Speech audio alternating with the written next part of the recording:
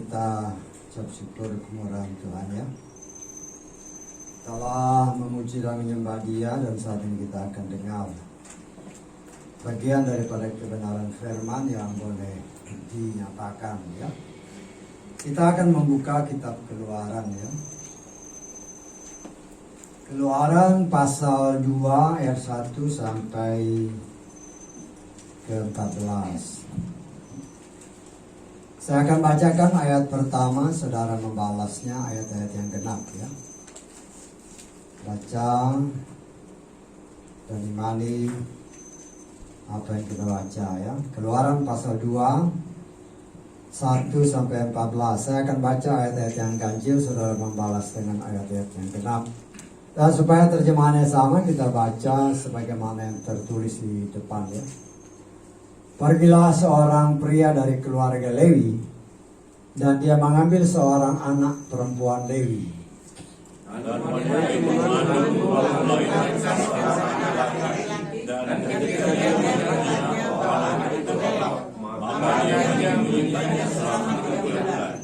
Namun dia tidak dapat menyembunyikannya lebih lama lagi. Lalu ia mengambil sebuah keranjang baginya dan yang terbuat dari daun pandan, dan mengolesnya dengan damar dan ter. Dan dia meletakkan bayi itu ke dalamnya dan menaruh keranjang itu di antara Suf di tepi sungai Nil. Anak tuannya berdiri di tempat yang agak jauh untuk melihat apa yang akan dilakukan oleh bayi itu. Datanglah putri Firaun untuk mandi di sungai Nil, dan dayang-dayangnya sedang berjalan-jalan di tepi sungai Nil. Lalu putri Firaun itu melihat keranjang yang ada di tengah Suf itu dan menyuruh wanita pelayannya, dan dia pun mengambilnya. Lalu ia membukanya dan banyak laki-laki itu. Tampaklah bayi yang menangis. Dan dia merasa kasihan kepada bayi itu dan berkata, ini tentulah salah seorang anak orang Ibrani. Berkatalah kakak perempuannya kepada putri Firaun, bolehkah aku pergi dan memanggilkan bagimu seorang wanita dari orang Ibrani yang dapat menyusui, supaya dia dapat menyusui bayi itu bagimu?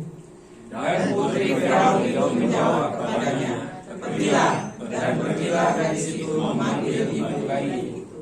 Putri Firaun berkata kepadanya, bawalah pergi bayi itu dan rawatlah dia bagiku. Aku akan memberikan upah bagimu. Dan wanita itu membawa bayi itu dan merawatnya. Dan anak itu tumbuh, lalu dia melamar kepada putri Firaun, dan dia menjadi anaknya, dan dia menyebut namanya Musa, sambil berkata, sebab kamu telah keluar dari keluarga lain. Terjadilah pada waktu itu Musa pun menjadi dewasa, dan dia pergi keluar kepada saudara-saudaranya dan melihat kerja paksa mereka. Dan dia melihat seorang Mesir yang sedang memukuli seorang Ibrani, salah seorang dari saudaranya itu.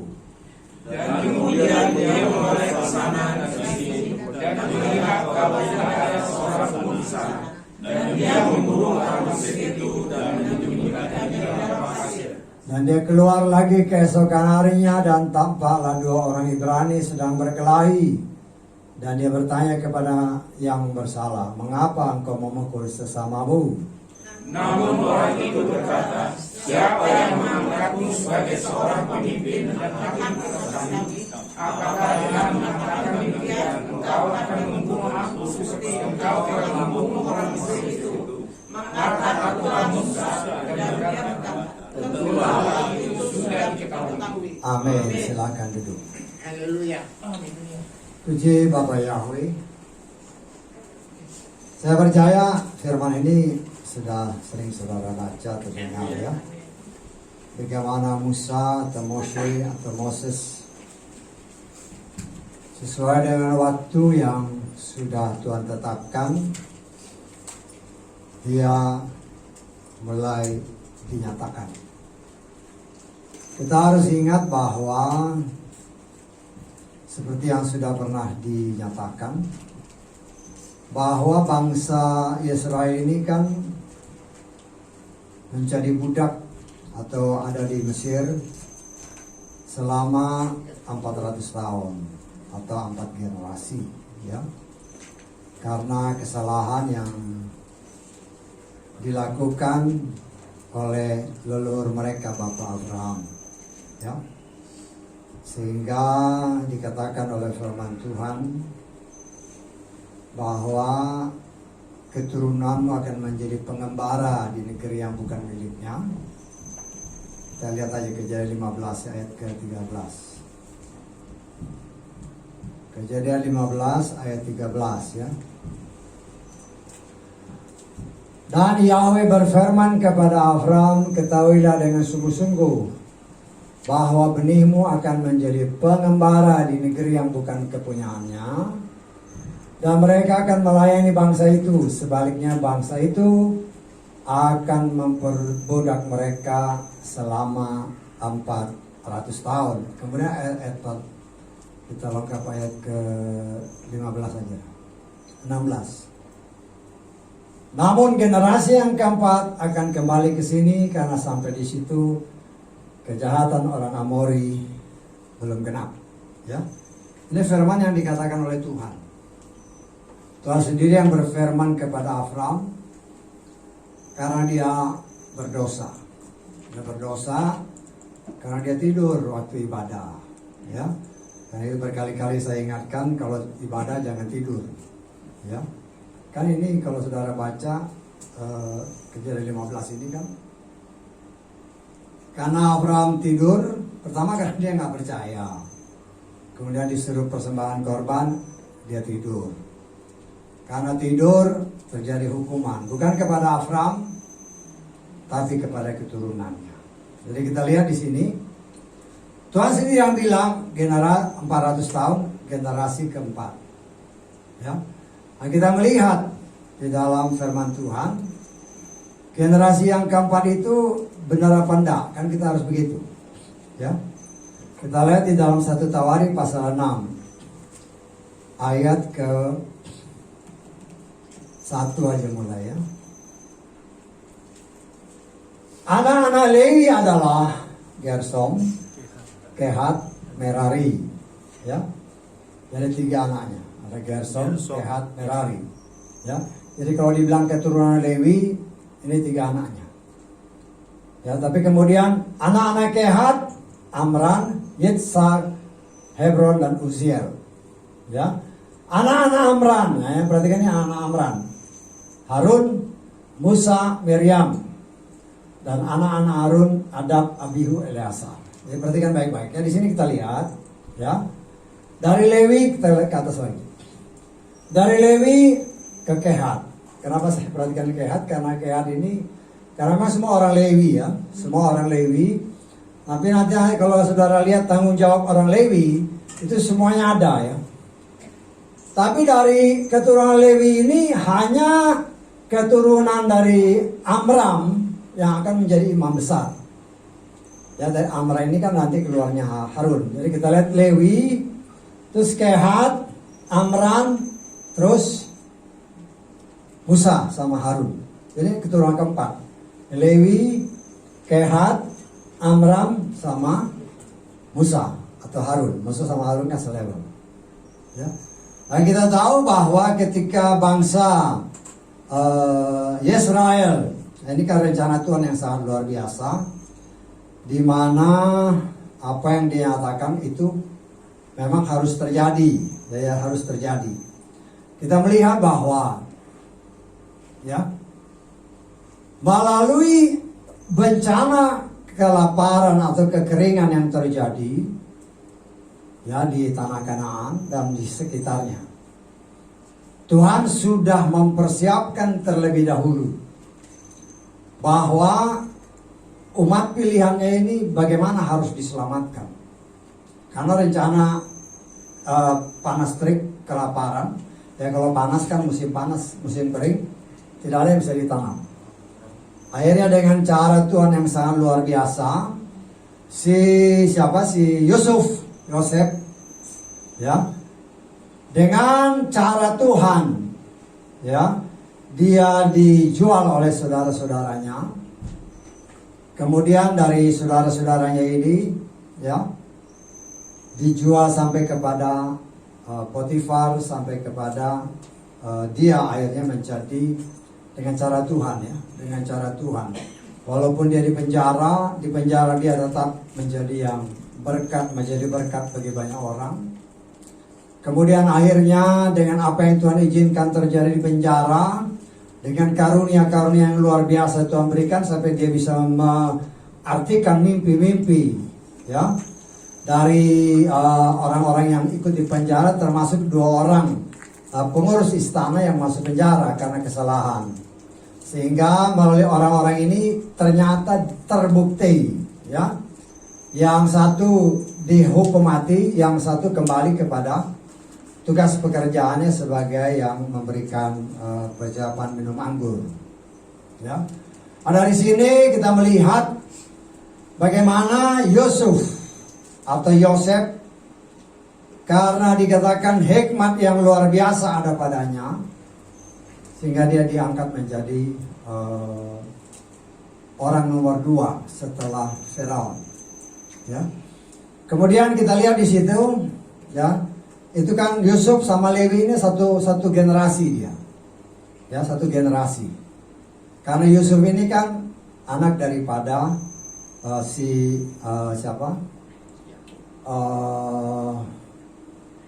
Rahel, ya, itu bukan? Kan Lea punya anak ada berapa, 6. Terus pembantunya juga yang dia berikan kepada suaminya untuk jadi istri dapat anak-anak, ya. Kemudian Rahel yang sangat dikasihi, oleh kasih kemurahan Tuhan pada akhirnya dia juga memperoleh anak. Dan 2 anaknya cuma 2. Satu Yosef, satu Yusuf, dan satu Benyamin. Ya, Benyamin kita tahu ketika Rahel melahirkan, dia mengalami kesulitan dan akhirnya meninggal. Ya, walaupun itu sebenarnya kalau kita sudah pelajari, ya saya ingatkan lagi aja, itu kan kesalahan dia sendiri. Karena kan dia bilang kan sama bapaknya kan, ketika Yakub melarikan diri dari rumah si Laban mertuanya, si Rahel ini kan bawa terafim bapaknya. Sehingga dari mulutnya sendiri kita katakan, kalau pada siapa didapatkan terafim ini dia mati. Karena salahnya sendiri. Ya, akhirnya dia mati. Ya. Di sini kita melihat hati-hati dengan kata-kata ya. Ya, jangan berkata yang negatif. Ya. Kalau nggak bisa katakan yang positif, mendingan diam. Jangan mengeluarkan kata-kata yang negatif. Dari sini kita melihat cara Tuhan bekerja untuk menggenapkan apa yang Dia firmankan. Berkali-kali saya katakan, Bapa Yahweh tidak setia kepada orang atau manusia, tetapi Dia setia kepada firman-Nya. Kalau kita sebagai ciptaan Tuhan setia kepada firman-Nya, maka otomatis kita akan dibelanya. Ya, bahkan ada tertulis, musuhmu akan menjadi musuh dia juga kalau kita tinggal di dalam Dia. Di sini kita melihat ya, sesuai dengan apa yang tadi dinyatakan dalam kitab 1 Tawari, apa yang Tuhan katakan dalam kitab Kejadian itu menjadi suatu kenyataan. Generasi yang keempat, ya. Ada generasi yang keempat, ternyata di sini adalah Moshe atau Musa yang sudah Tuhan persiapkan untuk menjadi alat Tuhan membebaskan bangsa Israel, ya, bangsa pilihan Tuhan. Dikatakan di dalam kitab Yeremia pasal ke berapa ini? Pasal ke-1 ya. Kita baca ayat 5. Yeremia 1 ayat ke-5. Sebelum aku membentuk engkau dalam rahim, aku telah mengenal engkau. Dan sebelum engkau keluar dari kandungan, aku telah menguduskan engkau. Aku telah menetapkan engkau menjadi nabi bagi bangsa-bangsa. Dan saya percaya ini juga berlaku pada si Moshe ataupun Musa. Ya, Tuhan sudah atur semua. Harus begini, harus begini, harus begini. Termasuk kepada saudara dan saya. Ya. Jadi ketika saya berbicara seperti ini, memang topiknya Musa ya. Tapi lihat, kita Tuhan mengendaki kelak atau sekarang ini sedang dibentuk sebagai Musa-Musa akhir zaman. Ya. Apa tugas Musa? Membawa bangsa Israel menuju ke tanah Kanaan, tanah perjanjian. Ya. Tapi kita lihat endingnya memang agak kurang bagus. Agak kurang bagus dalam arti kata karena tidak menguasai diri. Akhirnya kan dia ditolak. Ya. Tapi saya percaya walaupun dia tidak boleh masuk ke tanah Kanaan, sebelum bangsa Israel masuk ke sana, Tuhan sudah bawa dia ke atas gunung. Dia bilang, lihat ke sekeliling. Inilah tanah yang dijanjikan Tuhan. Ya. Nah, di sini saudaraku, kita sedang dipersiapkan sebagai Musa-Musa akhir zaman, artinya untuk membawa umat Tuhan masuk menuju ke tanah perjanjian, masuk menuju menerima janji Tuhan untuk diangkat oleh Tuhan sesuai waktunya. Nah, di sini kita melihat cara Tuhan sangat luar biasa, ya. Setelah waktunya genap, ya ingat ya, setelah waktunya genap, segala sesuatu memang ada waktunya, ya. Dan kita pun diajar untuk menghitung waktu, ya. Nah, kita sudah belajar tentang menghitung waktu, tentang pengangkatan. Nah, kita juga diajar Tuhan melalui firman-Nya. Apa kita salah hitung? Tidak ya. Karena ini kan semua sesuai dengan apa yang tertulis. Ya, contoh umpamanya seperti Daniel. Ya, seperti Daniel. Kita lihat di Daniel pasal 9 ayat kedua mulai.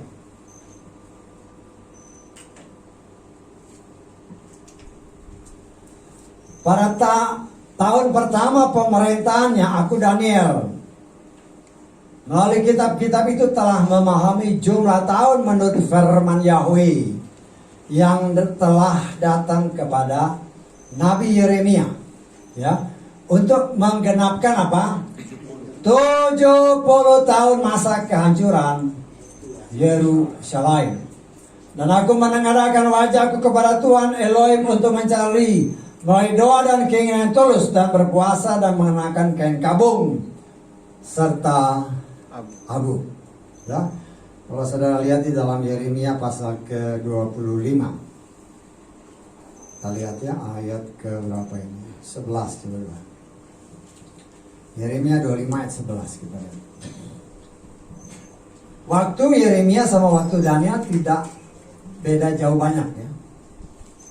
Waktu mereka ada di muka bumi tidak jauh banyak, berbeda. Bahkan hampir bersamaan. Maka segenap negeri ini akan menjadi sebuah reruntuhan dan kengerian. Bangsa-bangsa ini akan melayani Raja Babylon selama 70 tahun. Ya. Jadi si Daniel menghitung bahwa apa yang dinubuatkan oleh Yeremia sudah genap.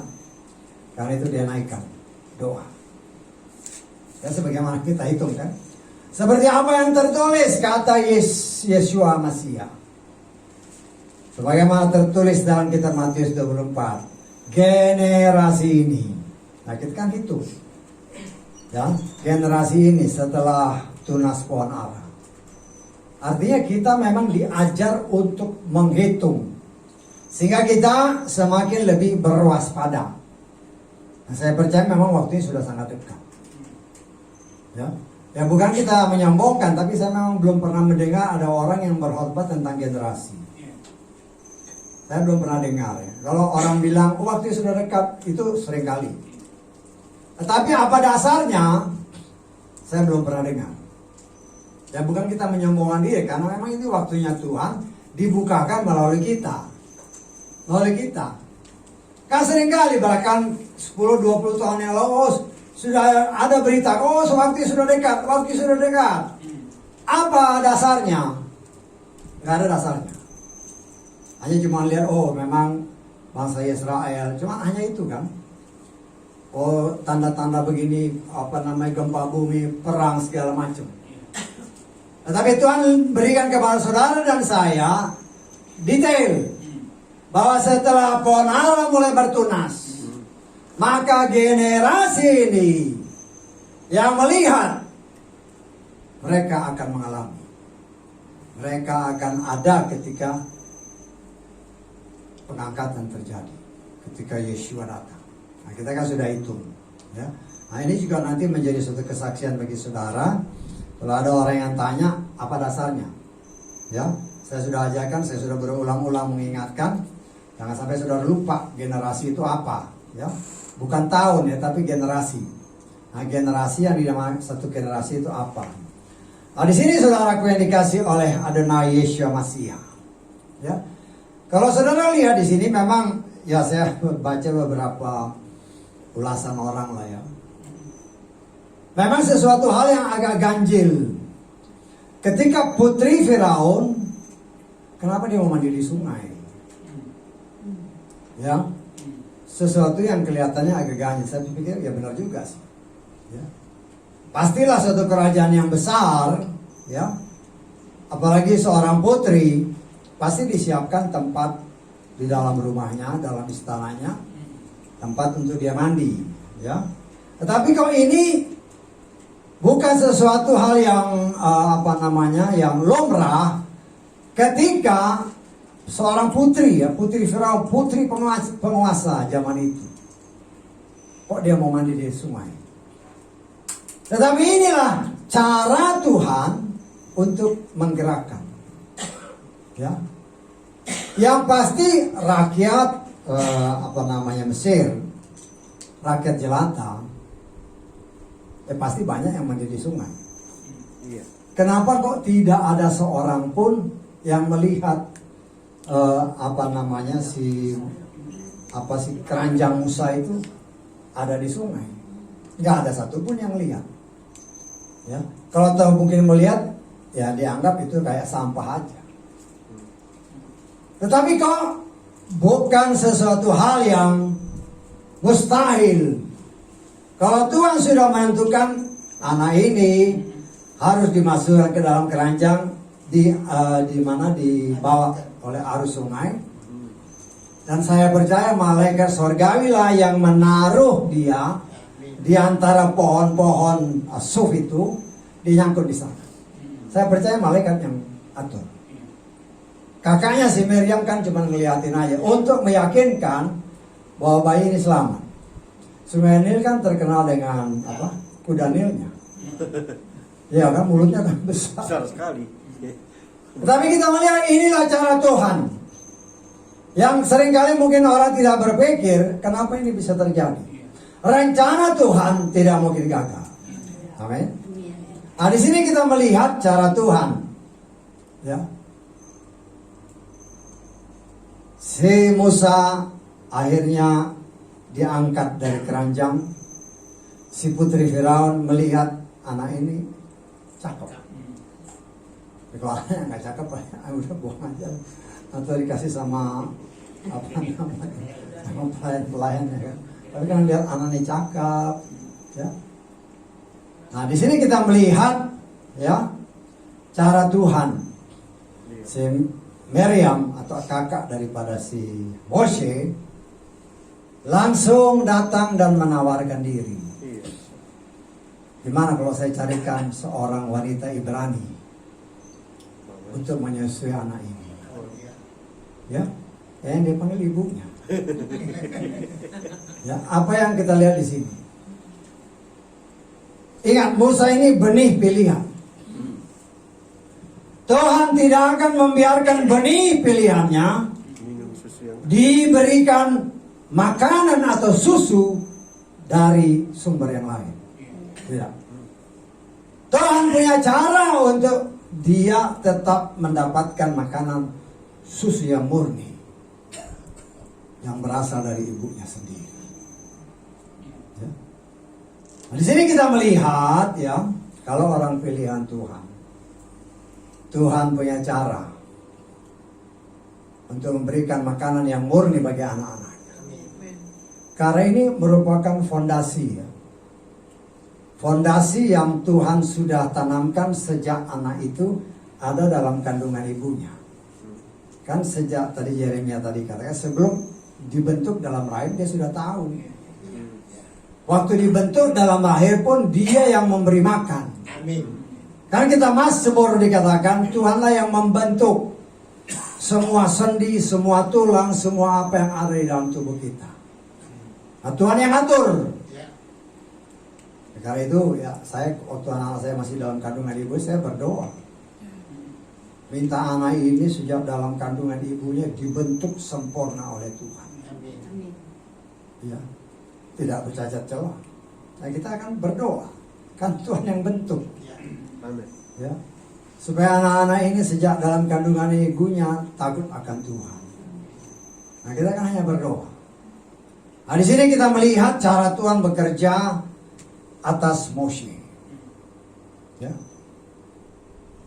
Kemudian dengan cara Tuhan, si ibu si siapa putri Firaun, bawa dia. Setelah ya menurut tafsiran saya setelah disapi, sapi itu sekitar berapa 2 tahun, katakan maksimum 3 tahun. Tapi ada juga yang kadang-kadang sampai 4 tahun masih netes. Ya tergantung lah ya. Tapi kita kan ya rata-rata umur 3 tahun sudah disapi, anak ini sudah memiliki fondasi iman. Kita berpikir seperti itu ya, memiliki fondasi yang murni yang berasal dari akar Ibrani. Akar Ibrani pun bukan sembarangan, dari orang Lewi, keturunan imam. Amin. Ya, nah, di sini kita melihat ya cara Tuhan luar biasa. Dia sedang mempersiapkan Moshe ini untuk nanti membawa umat pilihan Tuhan ke tanah perjanjian. Karena itu dia harus mempersiapkan anak ini. Ya, kalau dia tinggal di tengah bangsanya sendiri, dia tidak akan mendapatkan pendidikan yang cukup. Betul nggak? Ya paling jadi budak. Jadi budak kan? Karena orang tuanya budak, dia juga jadi budak. Ya. Dan dia mungkin tidak akan pernah belajar bahasa Ibrani atau baca tulis lah paling sedikit. Ya mungkin di tengah bangsanya sendiri dia pakai bahasa Ibrani kan. Tetapi kita melihat di sini itulah cara Tuhan. Ya, sejak dalam kandungan Tuhan sudah pilih, sejak dia diberi susu, Tuhan berikan susu yang murni. Kemudian waktunya sudah dianggap tepat untuk Tuhan, anak ini harus mendapatkan pendidikan. Karena dia akan menjadi seorang pemimpin. Dia harus mempunyai wibawa. Dia harus punya kemampuan untuk berkomunikasi dengan baik. Ya, sehingga dikatakan dalam firman Tuhan dalam Kisah Rasul pasal ke-7. Kita baca mulai ayat ke 20 lah sampai 23 ya. Kisah Rasul 7 ayat 20 sampai 23. Pada saat itulah Musa dilahirkan. Dan dia itu elok bagi Elohim. Ia diasuh 3 bulan di dalam rumah ayahnya. Namun dia ketika dibuang, putri Firaun telah mengambilnya dan mengasuhnya sebagai anaknya sendiri. Perhatikan ayat 22 ya. Musa telah belajar dalam seluruh hikmat orang-orang Mesir, dan dia penuh kuasa dalam perkataan dan perbuatan. Kemudian ayat ke-23, ketika 40 tahun usianya digenapi, timbullah dalam hatinya untuk memperhatikan saudara-saudaranya, yakni bangsa Israel. Jadi selama katakanlah dia disapi 3 tahun, kemudian dari 3 tahun dia dibawa kepada putri Firaun, ibu angkatnya. Dia dididik selama 40 tahun dengan cara Mesir. Ya, jelas dikatakan dia berpenuh kuasa dalam perkataan dan perbuatan. Pandai bicara. Dan sejarah gereja menyatakan atau menafsirkan Dan gak heran lah, dia kan seorang putra raja kan, atau putra daripada si putri Firaun. Dia menjadi salah seorang jenderal atau panglima perang. Ya, dididik sedemikian rupa sampai menjadi seorang panglima. Tetapi ya namanya dulu kan jadi tentara lagi, ayah abi. Sampai sekarang kan tentara begitu kan. Apa yang diatur ini ya ini aja. Nah, di sini kita melihat karakternya, saya percaya luar biasa keras. Sehingga dikatakan oleh firman Tuhan, kalau nanti saudara baca seluruh ayat ini dan Kisah Rasul pasal 7 ini, ketika waktunya sudah genap, ya Tuhan kan punya waktu semua. Setelah 40 tahun dia dididik dengan cara Mesir, sesuai kehendak Tuhan. Tuhan sudah anggap dia matang, ya, untuk mulai dipersiapkan menjadi orang yang akan memimpin umat Israel. Cara Tuhan, dia keluar dari istana, dia melihat orang Mesir sedang menganiaya orang Ibrani. Ya, saudara bisa bayang, baru lihat itu dia sudah timbul gejolak, ketidaksukaannya akan orang Mesir, padahal dia dididik secara Mesir kan. Tetapi kita lihat ketika dia melihat orang Mesir menganiaya orang Ibrani, langsung timbul amarah. Bukan saja dia memarahi, bahkan membunuh orang Mesir ini. Kuatannya luar biasa. Kalau dia kubur ke bawah di Pasir. di kubur. Tetapi inilah cara Tuhan. Justru orang yang dibela ternyata membocorkan, pasti bocor kan? Mungkin di situ, waduh saya dibela sama si Musa. Si Musa itu bunuh orang Mesir untuk bela saya. Nah, berita ini nyebarlah kemana-mana. Tentu juga ketika kedua ada saudara-saudara sesama orang Ibrani berkelahi, dia coba menengahi, yang dibela kemarin itu justru mengungkit masalah ini. Sehingga firman Tuhan katakan timbullah ketakutan para musuh. Sudah dia pikir, waduh, ini si Firaun pasti dengar. Ya. Dan di sini kita melihat cara Tuhan, ya. Ketika saya berbicara Moshe, saudara bayangkan itu kita, ya. Itu kita. Cuman endingnya nanti beda, jangan sampai kayak Musa. Walaupun saya percaya dia diangkat dengan cara Tuhan, ya. Nah, di sini kita melihat setelah genap dia anggap oke, siap. Dia harus keluar dari lingkungan Mesir ini. Tetapi kan dia dididik selama 40 tahun dengan cara Mesir. Pasti sombong, angkuh, cepat marah, emosi dan sebagainya. Karena dia tentara. Kan dulu itu ya kerjaannya cuma tentara.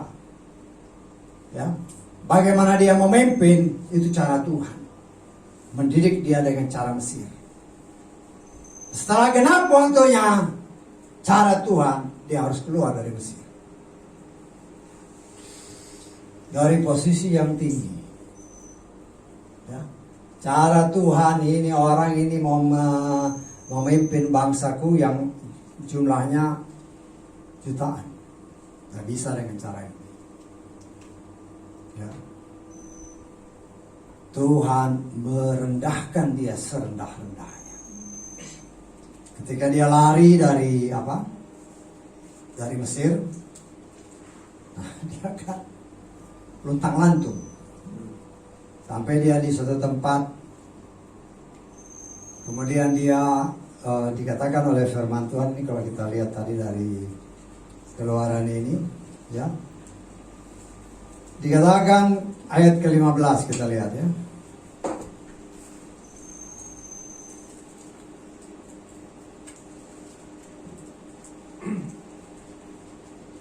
Ketika Firaun mendengar hal itu, lalu ia berupaya untuk membunuh Mose. Namun Mose melarikan diri dari hadapan Firaun dan tinggal di tanah Midian, dan dia duduk di tepi sebuah sumur. Terus kita baca. Imam di Midian mempunyai 7 orang anak perempuan, dan mereka datang menimba air, mengisi palungan untuk memberi minum kawanan domba. Datanglah para gembala mengusir mereka pergi, lalu bangkitlah Musa membebaskan mereka, kemudian memberi minum kawanan domba. Ya. Dan selanjutnya kalau saudara baca cerita ini, dia diangkat menjadi menantu, ya, daripada salah seorang. Ini kan 7 anak perempuan, ya, 7 anak perempuan. Ya, bapaknya namanya si Reuel, ya, kalau saudara baca ayat 18 seterusnya. Nah, dari salah satu anak ini diangkat menjadi istrinya. Ya. Terus apa yang kita lihat di sini? Ini kerjaannya kan gembala. Ya. Firman Tuhan katakan di dalam kitab Kejadian pasal ke-46. Kita baca ayat 34. Dari posisi yang sangat tinggi, boleh dikatakan sebagai pangeran di Mesir, ya. Kemudian dikatakan, kamu harus menjawab hamba-hambamu ini adalah peternak dari masa muda kami bahkan sampai sekarang, baik kami maupun leluhur kami. Ini cerita saudara-saudara Yusuf. Dengan demikian kamu dapat menetap di tanah Goshen. Perhatikan ayat selanjutnya. Semua yang menggembalakan kawanan domba adalah kebencian bagi orang Mesir. Nah, saudara bayangkan dari pangeran Mesir yang punya kedudukan yang tinggi, yang luar biasa kuasanya, kemudian cara Tuhan untuk membuat dia menjadi merendahkan diri, merendahkan hati, dia jadikan dia sebagai gembala domba. Gembala domba yang di Mesir itu pekerjaan hina. Tapi itulah cara Tuhan untuk membentuk Mose sesuai dengan kehendak dia.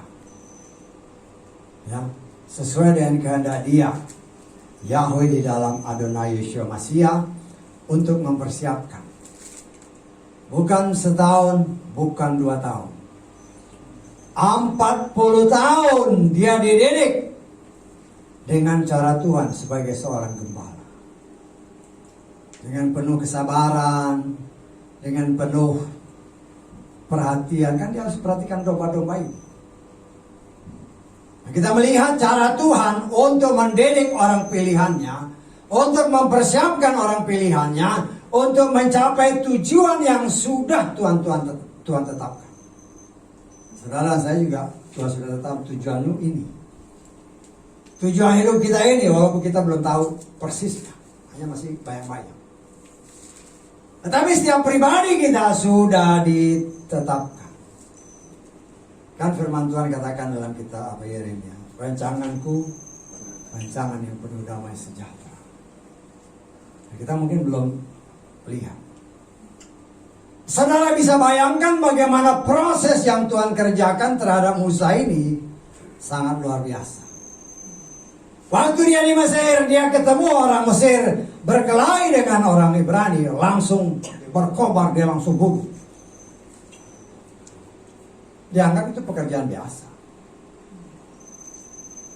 Dianggap bunuh orang itu pekerjaan biasa waktu itu.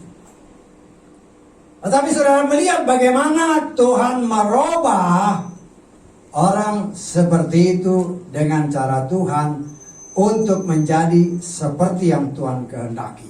Ya, bukan seperti yang kita kehendaki, tapi yang seperti Tuhan kehendaki. Sehingga di dalam kitab Bilangan pasal ke-12 ayat ke-3 kita lihat, ya. Musa adalah seorang yang sangat lembut hatinya, lebih daripada setiap orang yang ada di atas muka bumi. Luar biasa ini. Artinya kita pun masih kalah sama dia. Ya. Masih kalah. Ini bukan main-main loh. Lebih daripada setiap orang yang ada di atas muka bumi. Bagaimana pembentukan Tuhan begitu sangat keras. Selama 40 tahun Moshe dibentuk. Dari posisi yang tinggi direndahkan Tuhan. Melakukan pekerjaan yang merupakan pekerjaan hina ketika dia ada di Mesir. Direndahkan Tuhan jadi gembala. Itulah cara Tuhan. Tapi saya tidak pernah baca bahwa dia mengeluh. Ingat, kita seperti saya katakan, ingat, bayangan itu kita. Kita mungkin tadinya kan sombong banget. Tuhan sedang merendahkan kita, supaya kita menjadi seperti Dia. Penuh kasih, kelemah lembutan. Dididik untuk setia kepada Tuhan.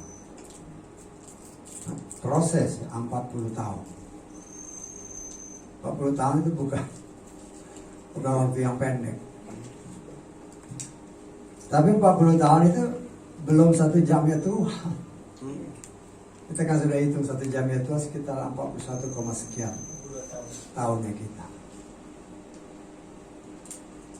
Belum 1 jamnya Tuhan. Nah, kita diproses. Semua keangkuhan, semua kesombongan, semua kedagingan kita plus amblas. Supaya yang terlihat hanya Tuhan, bukan lagi kita. Bukan suatu hal yang mudah bagi seorang yang luar biasa hebat. Direndahkan sedemikian rupa.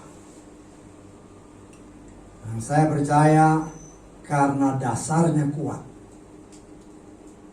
Karena sejak dia dalam kandungan ibunya dia menerima makanan yang murni. Fondasi yang kuat itu sangat menentukan pertumbuhan. Ya.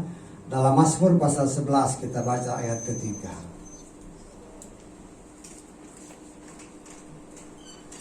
Mazmur pasal 11 ayat ketiga. Ini tentang fondasi ya. Apabila dasar-dasar dihancurkan, orang benar dapat berbuat apa? Jadi Tuhan menganggap bahwa dasar itu, fondasi itu sangat dibutuhkan bagi orang-orang pilihan Tuhan. Nah, kita mengucap syukur walaupun kita di tempat ini. Ya. Mungkin jumlah kita tidak terlalu banyak, mungkin ada yang di luar sana. Kita sedang dibangun fondasi kita. Ya. Berdasarkan, kan fondasi dikatakan oleh firman Tuhan, orang yang bijaksana membangun fondasinya di atas apa? Di atas batu karang. Batu karang itu adalah Yeshua sendiri. Ya. Batu karang itu adalah Yeshua sendiri. Dan kita sedang dibangun di atas fondasi yang bukan sembarangan, tetapi di atas fondasi yang sangat kokoh, yaitu Yeshua HaMashiach sendiri. Kita lihat di dalam Matius pasal 7 ayat ke 24. Oleh karena itu setiap orang yang mendengarkan perkataanku dan melakukannya, aku akan menyamakan dia dengan seorang yang bijaksana yang telah membangun rumahnya di atas batu karang. Ya. Jadi saudara dan saya, apabila kita menerima Yeshua sebagai Tuhan dan Juru Selamat, maka Dia akan menjadi fondasi bangunan kita di dalam menjalani kehidupan ini. Ya. Kita lihat di dalam 1 Korintus pasal ke-10 ayat ke-4. Mereka semua telah minum minuman rohani yang sama, Sebab mereka minum dari batu karang rohania yang mengikuti mereka. Dan batu karang itu adalah Masiah. Itulah fondasi kita. Kita mendasari dengan firman Tuhan. Aturan, ketetapan, perintah Tuhan yang kita kenal atau yang dikenal orang sebagai Torah. Itulah dasar. Itulah air susu yang murni yang Tuhan berikan. Supaya kita mempunyai fondasi yang kuat. Tidak akan tergoyahkan oleh apapun yang ada di luar sana. Karena itu saya ajarkan kepada saudara, fondasi kita adalah 66 kitab. Karena itulah gereja, dasar gereja. Kita adalah gereja. Ya. Saya berulang-ulang kali katakan kalau gereja itu 66 kitab. Kalau orang Yahudi sana memang dia ada tanah, ada kitab tulisan-tulisan. Saya katakan kepada saudara, bila itu tidak bertentangan dengan 66 kitab, terima. Tapi kalau dia bertentangan atau tidak sesuai dengan 66 kitab, sorry, siapapun yang tulis. Itulah dasar fondasi iman saudara dan saya.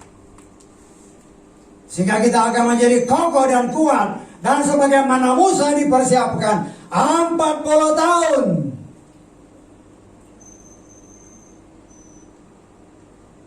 Setelah selesai genap 40 tahun, waktu Tuhan pergi, sudah selesai. Ya, istilah kalau orang-orang di luar sana, sudah waktunya untuk turun gunung, mempraktekkan apa yang sudah diterapkan. Semua dasar-dasar iman, dasar untuk ngomong. Tapi kita lihat sini, kan Musa ini harusnya kalau dikatakan dalam Kisah Rasul tadi kan, dia itu kan pintar ngomong kan. Iya. Tetapi ketika dia diutus sama Tuhan, Tuhan saya nggak bisa ngomong. Betul. Harun saja. Ya, jangan lihat mereka, kita juga kadang begitu kan. Ya, bisa nyanyi nggak bisa nyanyi, malu. Berani nggak bawa firman, gimana? Saya nggak pernah cita-cita jadi pelayan Tuhan, nggak pernah. Tapi kan cara Tuhan membentuk, gini. Jadi kalau Tuhan berikan kesempatan, ini kan salah satu cara Tuhan. Saya kan nggak tahu apa tujuan kita masing-masing. Saya sendiri pun nggak tahu tujuannya mana nih. Kita tujuannya hanya satu, pokoknya masuk surga aja. Ya. Nah, saudara juga kan tujuan kita kan, ya memang kita masih hidup di tengah dunia ini, ada kegiatan ini. Dari semua kegiatan, mana yang Tuhan berkenan? Ya berdoa. Berdoa. Ya. Karena Tuhan yang akan mengatur langkah hidup kita. Kalau ini kehendak-Mu Tuhan, jadi. Benar. Suatu saat engkau ditanya, ya, bisa melayani Tuhan, bisa muji Tuhan, mau nggak muji Tuhan di sini? Kadang-kadang kan, ya mungkin malu hati ya, segan, malu. Tapi kan ini cara Tuhan melatih kita. Ya mungkin memuji Tuhan, terus nanti jadi song leader. Dari song leader nanti juga membawa firman. Nah saya kan sebagai gembala juga harus mengarahkan kan, begini. Amin. Nah itu kan cara Tuhan.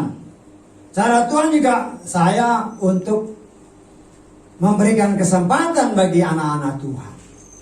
Sehingga suatu saat mereka ada di luar sana, ya mungkin di tempat kerjaan, berani memberitakan Yahweh. Berani memberitakan kebenaran yang sejati.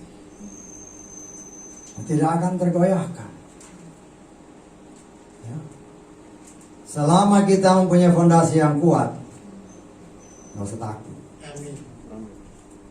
Nah, cara Tuhan, saya kan hanya bagian daripada alat Tuhan untuk juga mengajar saudara, ayo layani Tuhan dengan cara yang Tuhan sudah tetap. Mungkin kau pintar musik, Jangan simpan talentamu. Iya kan? Ya mungkin Pak Simon udah begini masih bisa main musik. Orang pada ketawa. Pak Simon gimana? Ini 85 tahun. Iya. Kalau masih bisa, why not? Iya kan? Do that. Ah, Do that. Oh. Haleluya. semangat. Apa yang dikeluarkan yang positif jadi. Amin. Jadi. Nah, kalau yang sudah umur 85 masih sanggup, masa yang di bawahnya masih aduh, takut. Jangan main-main ya, ini waktunya saya percaya waktu sudah semakin singkat. Ada orang yang dipercaya, habis itu hilang. Ya, kadang-kadang orang ditegur. Saya hanya ingatkan berkali-kali ya. Antara domba yang hilang dengan anak yang hilang itu beda ya. Kalau domba hilang, gembalanya harus cari. Tetapi kalau anak yang hilang, gembalanya nggak nyari. Anak itu berarti dia sudah melayani Tuhan. Bukan kewajiban seorang bapak cari anaknya. Tidak. Bapaknya cuma nunggu aja. Ya berdoa. Ya, mungkin di sini ada, di luar sana ada. Kau pernah melayani Tuhan, kemudian kau ditegur lari. Jangan harap kalau saya sebagai gembala, saya nggak akan cari orang yang lari, yang sudah melayani Tuhan. Tidak. Karena ada tertulis, anak yang hilang, bapaknya nggak cari. Tapi waktu Tuhan anak itu bertobat, dia akan kembali. Nah, Kalau nggak, cariin aja cara Tuhan. Pernah dulu ada orang, wah kalau gembala harus cari. Kamu sudah melayani Tuhan. Bagi saya, kau bukan domba, engkau anak. Kalau kau domba, saya cari. Tapi karena engkau anak, nggak ada ayatnya. Kita kan harus bergantung kepada ayat. Kalau anak, jangan harap bapaknya cari. Itu sudah anak. Dia sudah punya tempat di rumah bapaknya. Bapaknya akan cari. Nah itu yang saya contoh. Karena pernah dulu ada orang, oh, gembala dong harus cari. Ya, kamu sudah melayani jadi pimpinan pujian, jadi singers. Udah melayani, sekarang minta, udah lari sendiri. Akhirnya hidupmu berantakan. Suruh cari, enggak. Bukan karakter saya untuk mencarinya. Kecuali kau masih domba. Domba artinya belum pernah melayani. Sedapat mungkin saya cari. Kalau domba yang lari makin jauh ya biarin aja. Bukan urusan kita kan. Kan semua sudah Tuhan pilih. Jadi saya sebagai gembala, saya mencoba mempraktekkan apa yang tertulis. Jadi perbedaan domba hilang sama anak hilang. Kalau domba hilang, gembalanya cari sedapat mungkin. Tapi kalau anak yang hilang, bapaknya cuma berdoa aja di rumah. Sampai anak itu kembali. Kalau anak yang makin keras ya biarin. Kan ada Esau, ada Yakub. Aku mengasihi Yakub tapi membenci Esau. Apalagi pada akhir zaman ini, bukan lagi waktu yang main-main. Kita sudah melihat sebagaimana Daniel menghitung, ini sudah genap 70 tahun. Dia berdoa, dan kita sudah dibuka oleh Tuhan. Sudah hampir waktunya. Kurang dari 1 jam. 1 jam ya Tuhan. Saya kan hanya bisa menghimbau. Saya bisa berdoa. Mohon kasih karunia Tuhan sehingga kita semua waktu Tuhan hilang. Nah itu yang kita imani. Nah, mari kita berdoa bersama-sama. Itulah fondasi yang Tuhan taruh di dalam hidup saudara dan saya. Nah, saat ini Tuhan setelah genap waktunya total 80 tahun. Oke, Musa siap. Kalau Musa pada awal, aduh saya nggak pintar ngomong, jelas-jelas saya bilang penuh hikmat, bisa penuh kuasa dengan perkataan dan perbuatan. Kan dikatakan Kisah Rasul tadi gitu kan. Tapi dalam kitab Keluaran kalau saudara baca bagaimana ketika dia bawa diutus, Tuhan saya nggak bisa ngomong. Ya, jangan ketawain Musa ya. Jangan kau sendiri seperti itu. Ya. Ada yang, bisa ini, aduh belum bisa. Ya. Jangan bohong, kalau bilangnya belum berani atau belum siap, jangan bilang nggak bisa. Ya nggak bisa. Ntar kebisaanmu dicabut sama Tuhan karena kata-katamu sendiri. Ya, menyangkali sendiri akhirnya dicabut. Nggak bisa. Apa yang Tuhan berikan, persembahkan kepada dia kembali untuk kemuliaan Tuhan. Ketika waktunya genap, ayo jalan. Dengan kasih karunia Tuhan melalui Musa inilah Torah yang ditulis oleh tangan Tuhan sendiri, 10 hukum diberikan Tuhan. Melalui 10 perintah inilah dijabarkan Tuhan 40 hari 40 malam kepada Musa, supaya kita bisa mengerti. Ya, dijabarkan. Tetapi Tuhan melihat, walaupun ada Torah, walaupun ada hadirat Tuhan di tengah bangsa Israel, tapi hati mereka masih bercabang. Karena itu dia sendiri harus menjadi contoh melalui Yeshua. Ingat, Yeshua itu Torah, Yeshua itu firman itu sendiri, firman itu sendiri yang menjadi manusia, memberi contoh kepada saudara dan saya. Inilah caranya menerapkan Torah. Mulai dari lahir baru. Kenapa harus lahir baru? Kan kitab Mazmur 51 kita lihat. Ayat ke berapa itu? Ayat ke-7.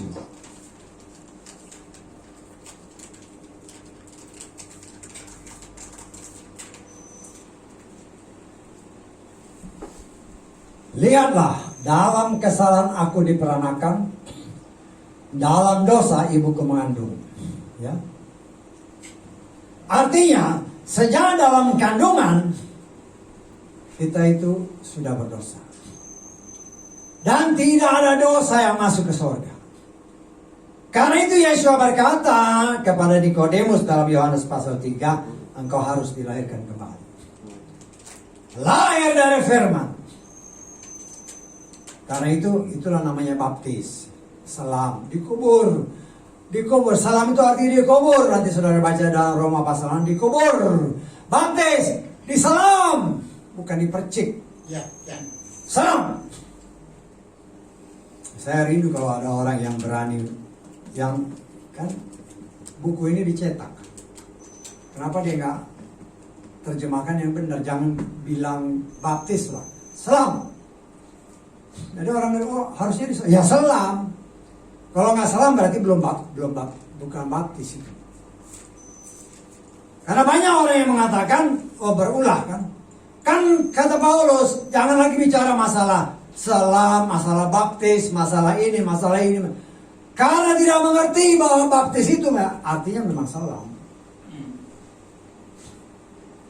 Nah, di sini kita melihat kalau di terjemahan Demer selam. Kalau nggak salam berarti belum lakukan apa yang Tuhan perintahkan. Salam artinya menguburkan manusia yang ini, yang sudah dalam kandungan ayah berdosa, dikubur melalui baptisan di dalam Yeshua Mashiach. Air melambangkan air. Kemudian kita keluar, inilah lahir dari firman. Firman, air itu firman. Lahir, keluar dari air, lahir baru. Nah, ketika kita lahir baru, kata Efesus pasal 1 ayat 3, karena percaya dicap langsung. Ceklek, ini materai, ini milikku. Seperti ketika Yeshua waktu keluar dari air setelah dibaptis oleh Yohanes Pembaptis. Ini anakku. Kepadanya aku berkenan. Ketika saudara dan saya keluar lahir dari firman, Tuhan bilang ini anakku. Dia cap, dia tandai. Karena itu dalam Galatia pasal 6 dikatakan oleh Paulus, pada tubuhku ada tanda-tanda kepemilikan Tuhan. Ya, itu bukan main-main. Ya, ada padaku tanda kepemilikan Tuhan. Galatia pasal 6 ayat ke-17.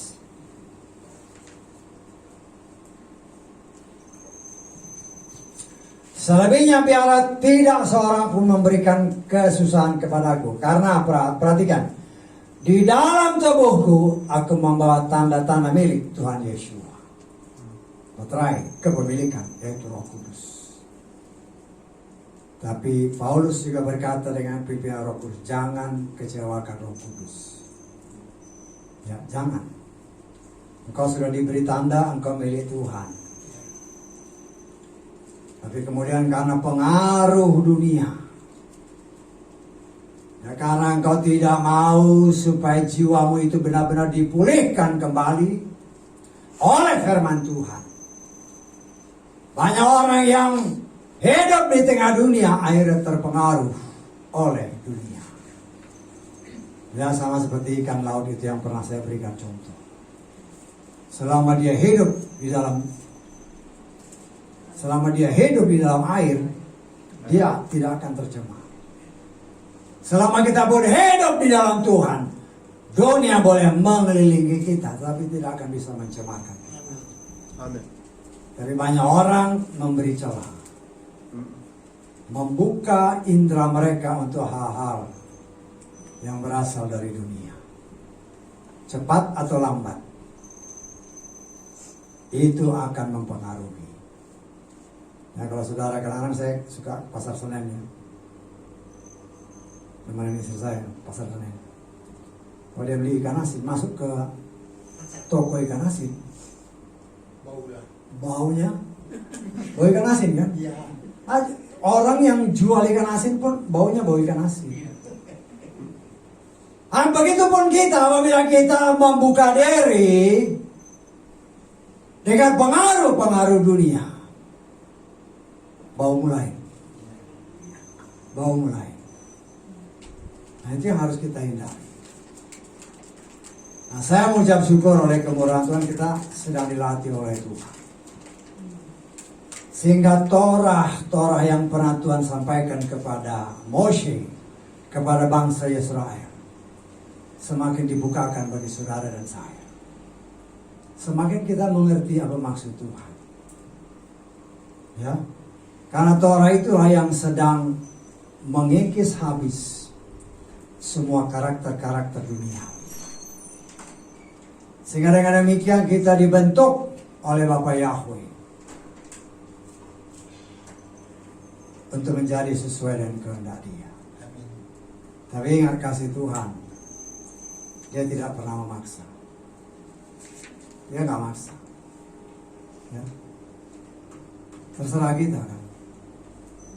Tapi saya sangat percaya kalau toh apa yang kita tafsirkan berdasarkan firman Tuhan, bahwa waktunya sudah tidak lama lagi, apakah kita siap? Kan hanya saudara dan saya yang tahu apakah saya siap. Ketika kita bangun pagi, apa yang kita lakukan pertama? Apa Bapak Yahweh terima kasih, atau apa ya, sudah mikir yang kebutuhan dunia lebih dulu. Belajarlah mengucap syukur, engkau masih bangun. Masih ada napas. Ya, saya mengajar diri saya sebelum tidur, Roh Kudus, serahkan roh, jiwa dan tubuh ke dalam tangan kasih. Ya, kalau Tuhan bilang malam itu, pulang. Udah saya serahin kok. Up to Yahweh. Ya, serahkan. Ya, belajar itu bukan main-main. Walaupun kau sudah sembahyang ya, tapi mau rebah gini, serahkan. Bapak Yahweh, ku serahkan roh, jiwa dan tubuhku dalam tangan kasih. Ya, terserah Tuhan. Kalau kita sudah serahkan, Dia bilang, Dia tidak akan nyanyiakan orang yang datang kepada Dia. Nah, Tuhan sedang mempersiapkan saudara dan saya dalam waktu yang sudah tidak lama lagi. Yang seperti bangsa Israel sudah mau melangkah masuk ke tanah Kanaan. Tapi banyak yang memberontak. Banyak yang tidak percaya. Yang gak jadi masalah. Karena rencana Tuhan gak mungkin gagal. Kalau Yesus bilang generasi ini akan menyaksikan, saya percaya. Bukan satu hal yang kebetulan Tuhan berikan perhitungan-perhitungan ini. Sesuai dengan firman. 400 tahun, 4 generasi. Satu generasi 100 tahun. Pohon ara muncul. Bangsa Israel muncul. 1948 tambah 100. 2048. Yesua berkata, waktunya diperpendek. Kalau enggak, tidak ada yang selamat. Berapa tahun? Kita enggak tahu. Atau kita belum tahu. Saya mungkin lebih cenderung mengatakan belum tahu. Kenapa? Karena berdasarkan ayat-ayat firman Tuhan. Ketika Yakub mau mati, ketika Yusuf mau mati, waktuku sudah dekat, sudah dekat, sudah dekat. Nah, saya percaya ketika dia sudah mau datang, dia akan bicara siap. Ya. Dulu tahun 1999. Ada satu, ya bukan satu gereja lah, banyak gereja-gereja. Yeshua mau datang. Tanggal 9, bulan 9, tahun 99, jam 9. 9, bukan main-main. Iya benar ya, terjadi itu. 9 menit, 9 detik. Pendeta satu. Waktu berjalan, tek, tek, tek, tek. Wah, udah lewat 1 detik. Lewat 1 menit. Wah, lewat 1 jam bubar. Kan Yesus bilang, tidak ada seorang pun yang tahu. Ya. Pak, sampai mereka jual-jual mereka punya rumah. Karena mereka sudah mentangkat, jual semua, bagi semua tanah. Itu bukan Iya. bukan sesuatu yang nggak ada bukti, itu Ada terbukti. bukti. Mobil apa sih? Nah, saya kenal pelayannya. Iya betul. Tahu, saya pernah ingat. Tapi itulah. Tapi nggak ada dasarnya. Tuh. Itu saya di Myanmar sana kan banyak orang Buddha kan. Waktu itu mereka percaya dengan apa yang terjadi di Amerika Selatan, itu satu suku. Dia bilang tahun 2012 apa ya? Kiamat. Udah lewat, dia main. Kita melihat di sini, nggak ada dasarnya. Kalau kita ada dasarnya. Firman Tuhan adalah Tuhan sendiri yang bicara. Dia buka, kita sadar. Ya, ini kan Tuhan sudah buka bagi saudara dan saya. Bagaimana persiapan kita? Bagaimana persiapan kita? Apa masih ngomong ngantur, masih berbohong, masih marah, masih ini, masih ini, masih ini? Moshe, orang yang paling lembut hatinya di seluruh muka bumi. Bukan satu hal yang kebetulan apabila Tuhan utarakan itu pada saudara dan saya. Nah, kita belajar. Aminkan apa yang Tuhan firmankan. Jadi Musa akhir zaman untuk memberitakan, ayo kita menuju ke tanah perjanjian. Mau ikut, puji Bapak Yahweh. Enggak mau ikut, silakan kau tinggal. Nah, kita tegas-tegas saja. Saudara dan saya punya saudara. Karena itu saya katakan kepada saudara kan, doakan semua yang masih ada hubungan darah dengan kita. Karena ada ayatnya, ada dasarnya. Yang berkali-kali saya katakan, karena kita ini kan sedang selangkah lagi masuk ke tanah perjanjian. Nuh orang yang benar. Tidak ada dikatakan istrinya benar, anak-anaknya benar, menantunya benar. Tidak ada ayatnya. Tetapi karena Nuh orang benar, seisi rumah tangga diselamatkan. Amin. Puji ya Pak. Kita berdoa untuk mereka yang masih ada hubungan darah dengan kita khususnya. Ya, yang lain juga saudara doakan. Kita doakan itu.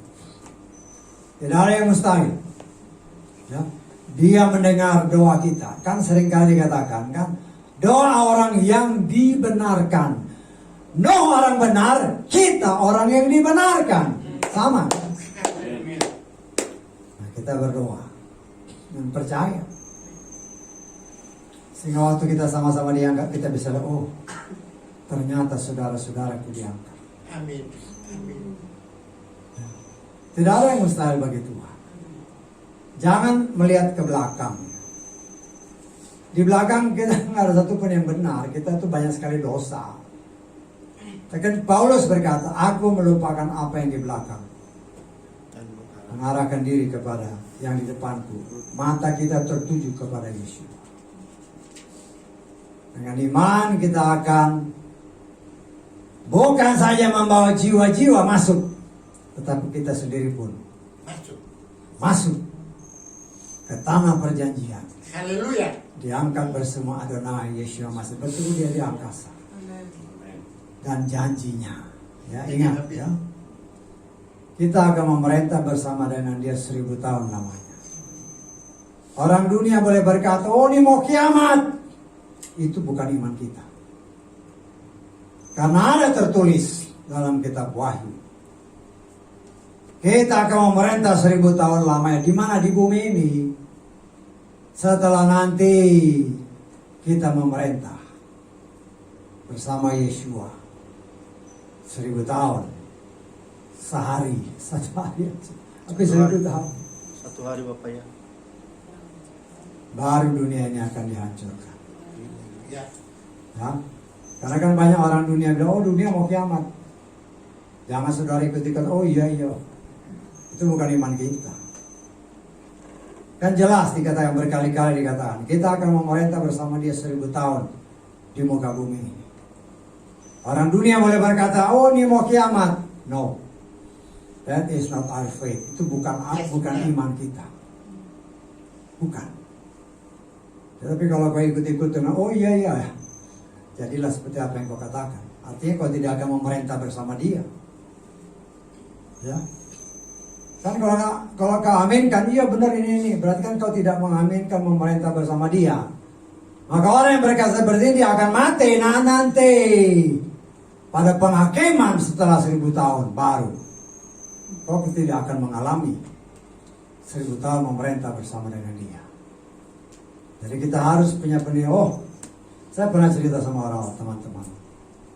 Iman saya gak begitu sih. Iman saya, kami akan memerintah 1000 tahun lamanya di muka bumi ini. Orang lain, orang yang punya kepercayaan lain, bahkan orang yang menamakan dia orang Nasrani pun banyak yang tidak mengerti. Kalau diceritakan pengangkatan, mereka juga nggak ngerti. Kenapa? Karena tidak pernah mau mengerti, tidak mau menyelidiki firman, dan tidak pernah diajarkan. Yang diajarkan cuma berkat. Saya percaya apabila kita melakukan firman Tuhan, berkat itu memang milik kita. Amin. Semua ini diciptakan Tuhan untuk anak-anaknya, bukan untuk yang lain. Amin.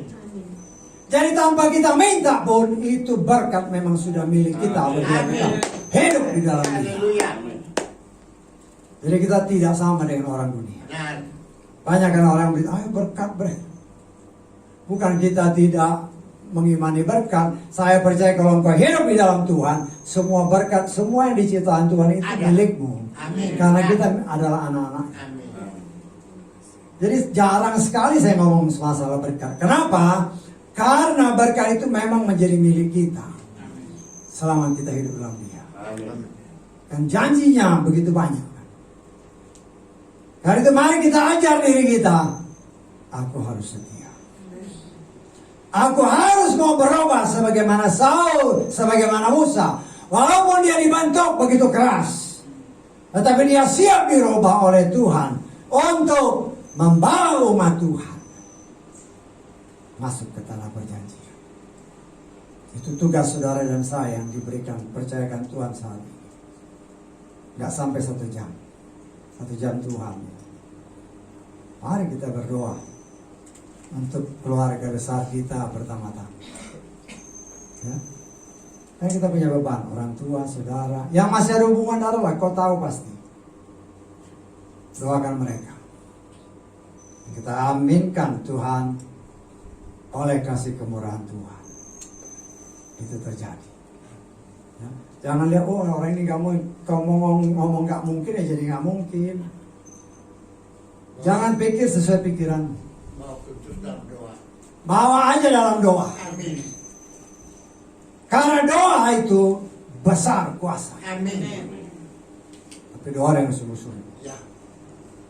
Hari mari kita maju. Apabila Tuhan beritakan tentang Moshe, bahwa Tuhan punya rencana untuk saudara dan saya menjadi seperti Moshe, memberitakan apa yang dikehendaki Tuhan untuk menyelamatkan sebanyak orang Amin. yang memang sudah Tuhan tetapkan. Haleluya. Mungkin saudara dan saya ditetapkan Tuhan untuk orang ini harus selamat, orang ini harus selamat, orang ini, kita tidak tahu. Tetapi dengan kita berani memberitakan, mereka terima, mereka selamat. Karena itu maju terus, sehingga waktu Tuhan kita benar-benar bertemu dengan Dia di angkasa saat pengangkatan. Haleluya, amin. Mari kita bangkit berdiri. Kasih yang sempurna